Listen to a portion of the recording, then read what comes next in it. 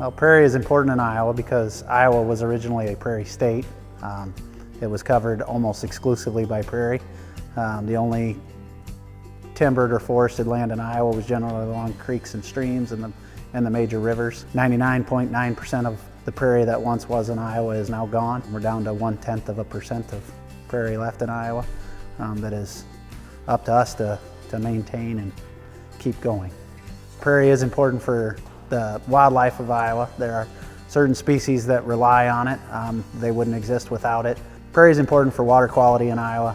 It helps to filter rainwater as it's flowing across the landscape. The high density of stems slows water movement down, which reduces erosion. It also has very deep root systems. Some roots in Iowa prairie can be as deep as 6 feet. To conduct a burn, we prescribe fire to a prairie. The weather conditions need to meet whatever the prescription says. Wind has to be out of a certain direction. The relative humidity needs to be within a certain range. We look at our air quality index. If the air quality index for Linn County is high, we don't burn on those days. The best time to burn prairie would be during the dormant season, which would begin as soon as the first hard frost or hard freeze in the fall. And it extends all the way until the growing season starts back up in the spring. Where we live kind of turns it into 2 burn seasons, fall and spring, because winter we generally can't burn due to the snow cover on the ground.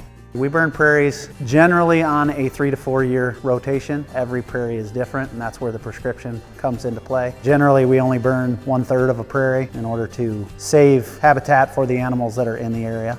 Also allows for a refuge for them to escape the fire and get to an area that's not being burned. We prescribe fire to a prairie in order to reach goals. Certain goals might be to reduce non-native cool season vegetation, to reduce the amount of woody vegetation that could be in the prairie. We burn prairie to reduce the duff layer, the thick layer of dead vegetation that can be on top of the prairie, which allows sunlight to reach the ground and new prairie plants to grow. That black ash and exposed soil will warm up in the sun faster, allowing the warm season plants to come to life a little bit sooner.